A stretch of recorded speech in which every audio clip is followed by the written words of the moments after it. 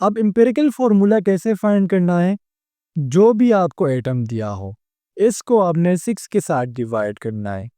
So C6 divided by 6, H12 divided by 6 और 6 divided by 6।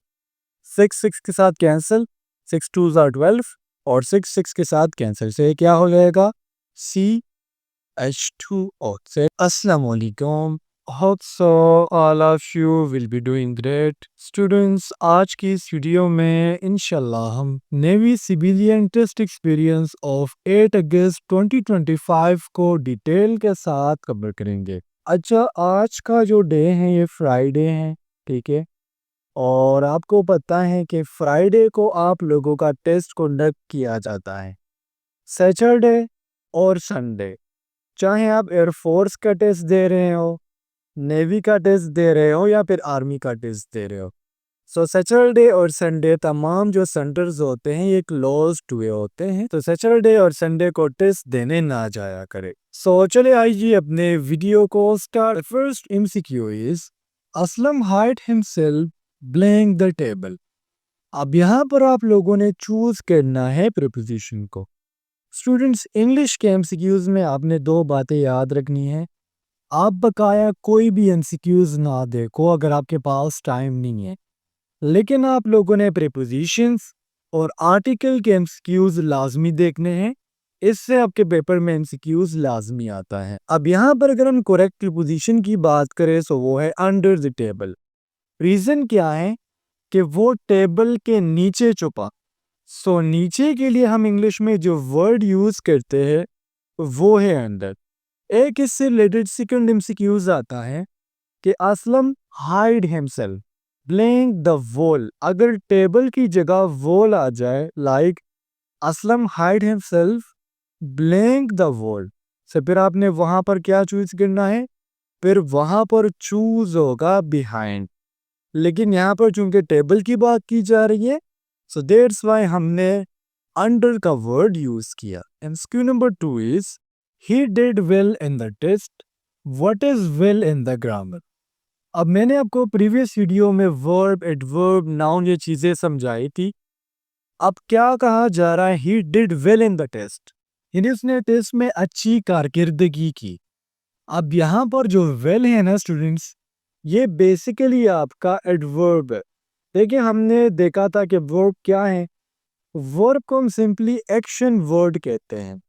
Action word हम इसे क्यों कहते हैं? क्योंकि दुनिया में जितने भी काम हो रहे हैं, like running, walking, eating, sleeping, swimming, दुनिया में जितने भी काम हो रहे हैं ये वर्ब होते हैं।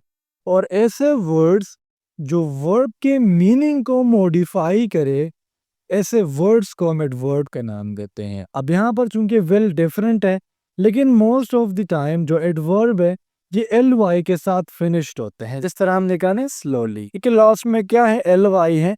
सो ये आपका एक adverb. Q number 3 is who was the first country who recognized Pakistan.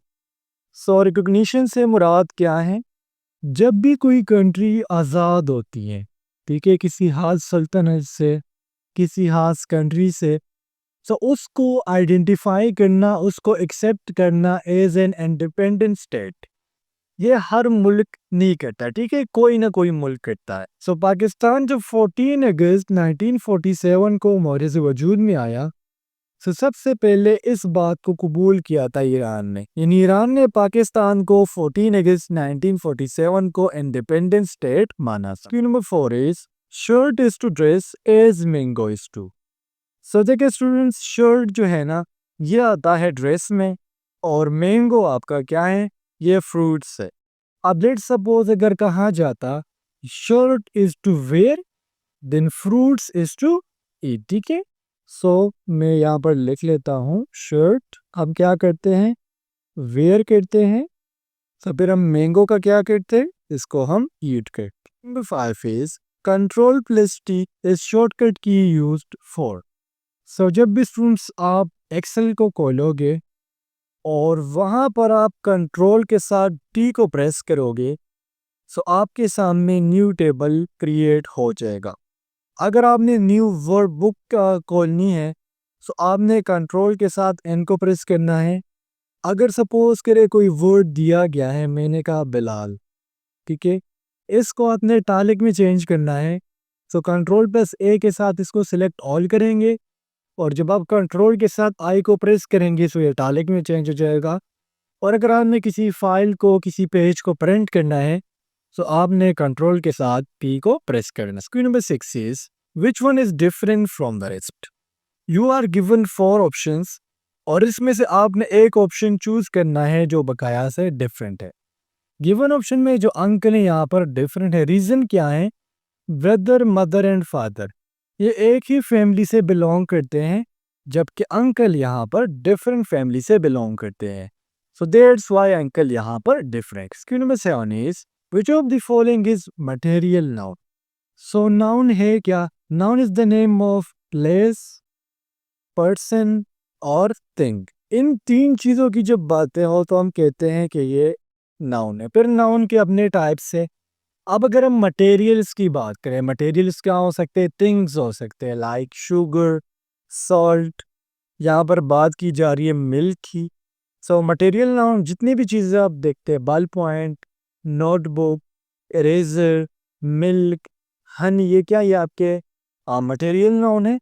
बका अगर हम होप, हेल्प और हीट की बात करें जिसमें किसी खास फीलिंग्स की तरफ बात हो, सो ऐसे नाउन्स को फिर हम एब्स्ट्रैक्ट नाउन कहते हैं। MCQ number 8 is the common value among the people of Pakistan. So Pakistan की पीपल में जो कॉमन वैल्यू है, यानी जिसके ज़रिए वो एक दूसरे के साथ कनेक्शन करते हैं, एक दूसरे को आइडेंटिफाई करते हैं, वो है इस्लाम। देखिए, पाकिस्तान एक इस्लामिक कंट्री है जिसमें मोर देन 80% आपके मुसलमान हैं। सो अब मुसलमान आपस में कैसे कनेक्ट होंगे? क्योंकि इसमें इस्लाम है, इनमें ईमान है। ड्रेस देके अगर मैं कहूँ पंजाबी, सो पंजाबी का ड्रेस अलग है, पठान का अलग है। अगर हम लैंग्वेज की बात करें तो वही बात आ जाती है, सिंधी की अलग है, सराइकी की अलग है, हिंद को वाली की अलग है। और हैबिट्स, आदत तो किसी की भी सेम नहीं होती। And question number 9 is how many Pakistanis won Nobel prize. So total 2 Pakistani हैं जिनको आज तक नोबेल प्राइज़ मिला है। फर्स्ट जो थी वो थी मलाला यूसुफजई, जिसको नोबेल पीस, ठीक है, अमन के लिए इसको अवार्ड दिया गया था नोबेल प्राइज़ 2014 में। और सेकंड आप जानते हैं the great physician doctor Abdul Salam, ठीक है, इनको फिजिक्स के लिए नोबेल प्राइज़ मिला था 1979। Question number 10 is smallest province of Pakistan according to population. So population के लिहाज से पाकिस्तान का जो छोटा प्रोविंस है वो बलूचिस्तान है, जबकि एरिया के लिहाज से बलूचिस्तान सबसे बड़ा प्रोविंस है। अगर हम पंजाब की बात करें सो फिर पॉपुलेशन के लिहाज से पंजाब सबसे बड़ी है और केपी के और सिंध की जो पॉपुलेशन है वो almost same. Question number 11 is the empirical formula of glucose. So glucose का मॉलिक्यूलर फार्मूला क्या है? C6H12O6। अब एम्पिरिकल फार्मूला कैसे फाइंड करना है? जो भी आपको एटम दिया हो इसको आपने 6 के साथ डिवाइड करना है। सो C6 divided by 6, H12 divided by 6 और 6 डिवाइडेड बाई 6। 6 6 के साथ कैंसिल, 6 2s are 12 और 6 6 के साथ कैंसिल। सो ये क्या हो जाएगा? CH2O। सो ये कौन से ऑप्शन में आपको नजर आ रहा है? ये ऑप्शन बी में। Number 12 is there are how many elements in the fourth period. So जब स्टूडेंट्स आप पीरियोडिक टेबल को उठाओगे सो इसमें 7 पीरियड्स है और 18 इसमें ग्रुप्स है। अब अगर हम 4 पीरियड की बात करें तो इसमें टोटल 18 एलिमेंट्स होते हैं। MCQ number 13 is banana when ripped which gas is produced. So जब भी बनाना पकता है, ज़रूरी नहीं कि बनाना हो, बनाना के अलावा आपको जितने भी फ्रूट्स नज़र आते हैं, आपको पता है कि पहले फ्रूट ग्रीन होता है, देन आहिस्ता आहिस्ता वो येलो की तरफ चला जाता है। अब यहाँ पर एक गैस काम करता है जो होता है इथाइलीन गैस, ठीक है। सो यहाँ पर हमारा करेक्ट ऑप्शन क्या है? वो है ऑप्शन बी। तो जब फ्रूट्स पक रहा होगा तो उस टाइम पर इथाइलीन, और जो फ्रूट जो रिप्ड हो जाए, पक्का हो जाए, खाने के लिए तैयार हो जाए, तो फिर ईथी। MCQ number 14 is cation carried with charge. So cations और एनाइंस बनते क्यों हैं? इसके पीछे एक बॉन्ड है जो कहलाता है आयोनिक बॉन्ड। ठीक है, आयोनिक बॉन्ड कैसे बनता है? जब एक एटम के पास सपोज करें इसके पास एक इलेक्ट्रॉन है, ये कंप्लीटली बी के पास चला जाए और यहाँ से इलेक्ट्रॉन ख़त्म हो जाए। सो जिस स्पीशी ने इलेक्ट्रॉन दिया था, यहाँ पर ए ने इलेक्ट्रॉन दिया है, तो इस पर आएगा पॉजिटिव चार्ज। जिसने इलेक्ट्रॉन लिया है इस पर आएगा negative charge. So positive charge को हम हमेशा कैटायन कहते हैं और नेगेटिव चार्ज को हम एनायन कहते हैं। Question number 15 is atomic number is represented by. So students, atomic number को हम सिंपली जेड से रिप्रेजेंट करते हैं। अगर हम एटॉमिक मास की बात करें तो इसे हम ए से रिप्रेजेंट करते हैं। सपोज करें मैंने कहा ये कार्बन है, ठीक है, ये इसका क्या है, एटॉमिक नंबर है, तो इसकी जगह हम लिख लेंगे z। यानी हम क्या लिखेंगे, z इज इक्वल टू 6 और एटॉमिक मास क्या है, a is equal to 12। Number 16 is ice is very cold, what is cold in grammar. अब यहाँ पर हमने बताना है कि कोल्ड इंग्लिश में ग्रामर में क्या है। सो ये आपका एडजेक्टिव है। मैंने को पहले भी बताया था कि जब किसी नाउन की या किसी चीज़ की हामी या फिर खूबी बयान की जाए सो वो कहलाता है एडजेक्टिव। आइस है लेकिन कैसी है, बहुत कोल्ड है, बहुत ठंडी है, तो दैट्स वाई ये एडजेक्टिव है। सो स्टूडेंट्स, ये था आप लोगों का आज का एक्सपीरियंस। उम्मीद करता हूँ आपको तमाम एमसीक्यूज क्लियर हुए होंगे। कोई कन्फ्यूजन हो मुझे कमेंट सेक्शन में लाजमी से बताया करें। नेक्स्ट वीडियो में मिलते हैं। अल्लाह हाफिज़।